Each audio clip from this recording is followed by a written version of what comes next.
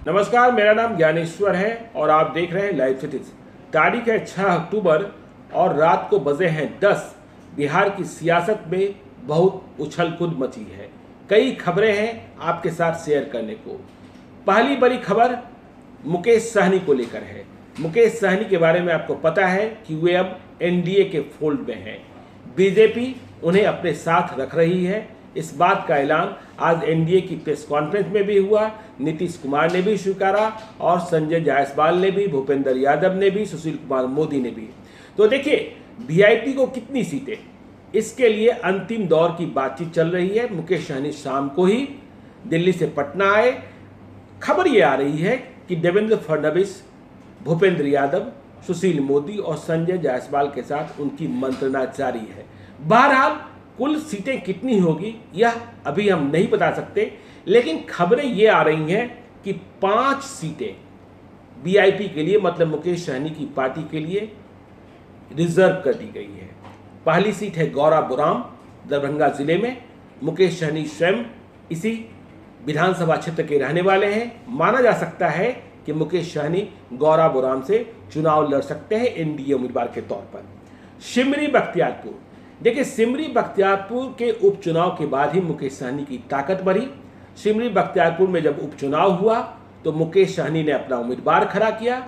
उनके उम्मीदवार को करीब करीब 26,000 मत आए और इन मतों के विभाजन के कारण ही जेडीयू की हार हुई और आरजेडी की जीत हुई। तो यह चुनाव दिखा गया कि मुकेश सहनी के साथ सहनी समाज है। तो सिमरी बख्तियारपुर की सीट भी बीजेपी अपने खाते से, पहले बीजेपी के खाते में गई है। यह सीट पहले जेडीयू लड़ा करती थी। तो सिमरी बख्तियारपुर की सीट भी मुकेश सहनी की पार्टी वीआईपी को दी जा रही है। ब्रह्मपुर, देखिए, ब्रह्मपुर बक्सर की इंपॉर्टेंट सीट। बीजेपी वाले कहते हैं कि यह सीट कैलाशपति मिश्र के जमाने से बीजेपी की रही है। बहरहाल यह सीट वीआईपी के खाते में जा रही है। वीआईपी के खाते में जाने के बाद दिलमणि मिश्रा का क्या होगा, देखने वाली बात होगी।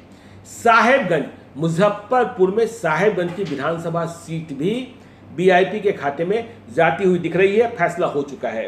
दरभंगा में अलीनगर की सीट जहां से राजद के कद्दावर नेता अब्दुल बारी सिद्दीकी चुनाव लड़ते हैं, यह सीट भी वीआईपी के खाते में जा रही है। और कौन सी सीटें मिलेगी यह वक्त बताएगा। दूसरी बड़ी खबर यह कि लोजपा नेता सत्येंद्र सिंह बीजेपी में शामिल हो गए हैं। सत्येंद्र सिंह 2015 में फतुहा विधानसभा क्षेत्र से चुनाव लड़े थे, लगातार लगे हुए थे। पराजय के बाद भी 2015 में हार गए थे। एलजेपी में वे सबों के बहुत करीब थे, लेकिन यह सीट बीजेपी के खाते में चली गई। सत्येंद्र सिंह ने आज ही बीजेपी की सदस्यता ग्रहण की है, ऐसी खबरें आ रही हैं। और यह जानकारी भी मिल रही है कि बीजेपी के उम्मीदवार के तौर पर सत्येंद्र सिंह अब फतुहा विधानसभा क्षेत्र से चुनाव लड़ेंगे। उनके सामने होंगे जीते हुए विधायक 2015 के रामानंद यादव आरजेडी के। तीसरी खबर बिहार पुलिस के पूर्व डीजीपी गुप्तेश्वर पांडे को लेकर। देखिए, गुप्तेश्वर पांडे का फैसला अब तक नहीं हो पाया है। बीआरएस लेने के बाद गुप्तेश्वर पांडे राजनीति में आए, जेडीयू में शामिल हुए। इरादा है बक्सर से चुनाव लड़ने का, लेकिन बक्सर की सीट चली गई है बीजेपी के खाते में।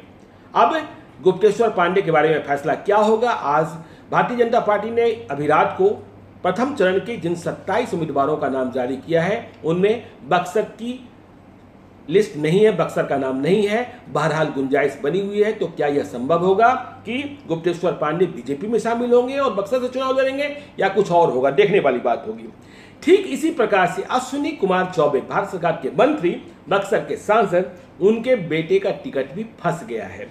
अरिजीत शाश्वत नाम है, भागलपुर से 2015 में लड़े थे, फिर से लड़ने की तैयारी कर रहे हैं, लेकिन भागलपुर में उनका विरोध भी होता है। तो अरिजीत शाश्वत का टिकट भी फंसा हुआ है। वहां पवन मिश्रा का नाम चल रहा है बहुत तेजी से। भाजपा की केंद्रीय चुनाव समिति फैसला नहीं कर पाई है।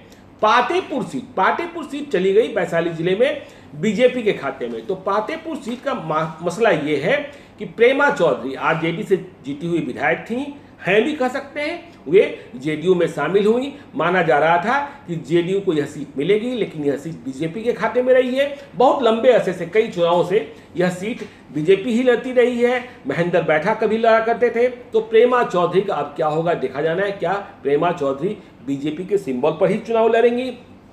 अब देखिए जेडीयू से कुछ और खबरें आ रही हैं, जैसे अश्वमेध देवी के बारे में। अश्वमेध देवी पूर्व सांसद हैं, उनके बारे में कहा जा रहा है कि वो समस्तीपुर विधानसभा क्षेत्र से जेडीयू की उम्मीदवार हो सकती हैं। आसमा परवीन इलियास हुसैन की बेटी हैं, पूर्व मंत्री, वही अलकतरा घोटाले वाले। तो महुआ से ये आसमा परवीन जेडीयू की उम्मीदवार हो सकती हैं, ऐसी सूचना आ रही है जेडीयू खेमे से। देखिए एक दिन में खबर यह भी आई थी कि आशा सिन्हा बेटिकट हो रही है, दानापुर की विधायक, भाजपा की विधायक, लेकिन यह खबर सही नहीं है। आशा सिन्हा को टिकट मिलने जा रहा है।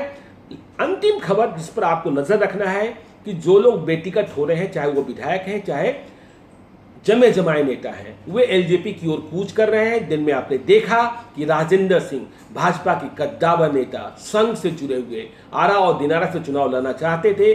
2015 के चुनाव के वक्त में तो खबर इतनी तक फैल गई थी कि राजेंद्र सिंह मुख्यमंत्री पद के उम्मीदवार हो सकते हैं। तब आपको याद होगा 2015 में एनडीए में नीतीश कुमार नहीं थे, वे महागठबंधन का हिस्सा थे, लेकिन राजेंद्र सिंह स्वयं चुनाव हार गए थे। तो राजेंद्र सिंह को जब दिनारा और आरा में कहीं से टिकट नहीं मिला तो वे आज शाम को एलजेपी में शामिल हो गए हैं। वे दिनारा से चुनाव लड़ेंगे, जय कुमार सिंह का मुकाबला करेंगे जेडीयू उम्मीदवार के रूप में। अब देखिए डुमरांव से जो टिकट से वंचित हुए हैं ददन पहलवान, संदेश लड़ने की तैयारी कर रहे थे संजय टागर, और जगदीशपुर से जेडीयू के नेता भगवान सिंह कुशवाहा, ये भी कहीं कूच कर सकते हैं, ऐसी खबरें आ रही हैं। उधर जमुई में बवाल हो गया है। नरेंद्र सिंह ने कहा है कि अब वे खूंटा गाड़ कर रहेंगे क्योंकि उनके दोनों बेटों को मिटाने की साजिश की गई है। आपको बता दें कि अजय प्रताप सिंह को भाजपा का टिकट नहीं मिला है, जमुई से श्रेयसी सिंह उम्मीदवार बनाई गई है। ठीक इसी प्रकार से जेडीयू ने चकाई से सुमित प्रताप सिंह को टिकट नहीं दिया, वहां से एमएलसी संजय प्रसाद को उम्मीदवार बनाया गया है। तो ये इस वक्त की बड़ी खबरें थी। आप बने रहिए लाइव सिटी के साथ। यदि अब तक आपने हमारे यूट्यूब चैनल को सब्सक्राइब नहीं किया है तो जरूर कर लीजिएगा, और यदि इस वीडियो को फेसबुक के माध्यम से देख रहे हैं तो पेज को लाइक कीजिएगा, ट्विटर पर भी हमें फॉलो कीजिए। धन्यवाद।